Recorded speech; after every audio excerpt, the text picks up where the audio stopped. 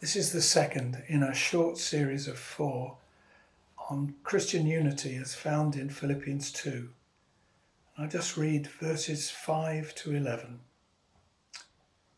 Let this mind be in you, which was also in Christ Jesus, who being in the form of God, did not consider it robbery to be equal with God, but made himself of no reputation, taking the form of a bondservant and coming in the likeness of men.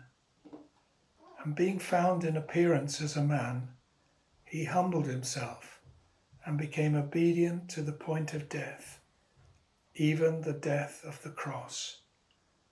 Therefore God also has highly exalted him and given him the name which is above every name, that at the name of Jesus every knee should bow, of those in heaven and of those on earth and of those under the earth,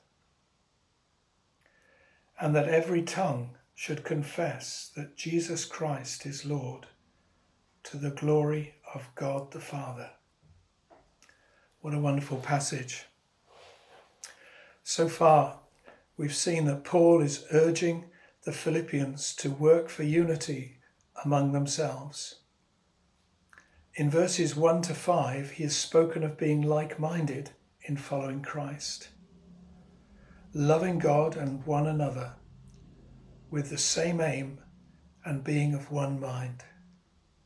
He has then shown this is only possible where there is humility, whereby selfishness is shunned and the interests of others are put first. Was this a utopian pipe dream? No. This was only possible in the power of the Spirit when they keep the example of Christ always before them. The mind of Christ, verses 5 to 7. The Christians at Philippi should look to the example and attitude of Christ Jesus. Jesus never ceased to be God the Son, co-equal with the Father, yet he willingly became a human being. We sing at Christmas, God contracted to a span, incomprehensibly made man. God the Creator lived as a created being, as a baby, a boy, a youth, and then a man. He looked ordinary, a villager in a working class family. He worked with his hands as a jobbing builder and carpenter. Yet he was the one who had created everything out of nothing. Jesus didn't cling to the trappings of his glory. He came as a servant to serve, and did so, but without sin. Could the Philippians remain proud and aloof when pondering their Saviour? Can you? Secondly, the humiliation of the cross, verse 8. Jesus condescended still further. Crucifixion was reserved by the Romans for foreigners. A Roman citizen could not be crucified. It was the worst and most degrading execution devised by man. It was reserved for criminals like murderers and terrorists. The Jews quoted the scripture, "Cursed is the one who hangs on a tree." The immortal God voluntarily died a shameful death. He was obedient to the wishes of the Father, that the Son should die in the place of his people, bearing the punishment of their sins in their place. Would this fact not melt their hearts and banish pride? It should be the same for you and me. Thirdly, the exaltation of Christ in verses 9 to 11. God gave Jesus glory in return for his faithful service. First, there was his resurrection from the dead.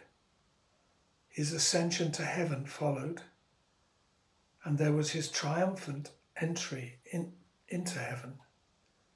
Today, there is a man in heaven seated in glory. He is the subject of the praise of the angelic host. His name is exalted in heaven, on earth, and even in hell. The man Christ Jesus is Lord, and every knee will bow to him. How foolish human pride seems in the light of this. Have you bowed the knee to Christ in repentance and faith? If not, call upon him for mercy before it is too late. Christian, consider the supreme example of Christ. What have we to boast about? Any gift we have is from him. How can we look down upon a brother or sister for whom Christ died? In conclusion, unity in the church is vital. It is only possible when we are humble. Remember what it cost Jesus to save you, the incarnation and his substitutionary atonement. But oh, the joy that was ahead of him.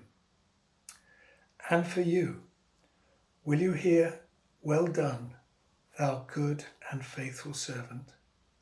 Thank you for listening.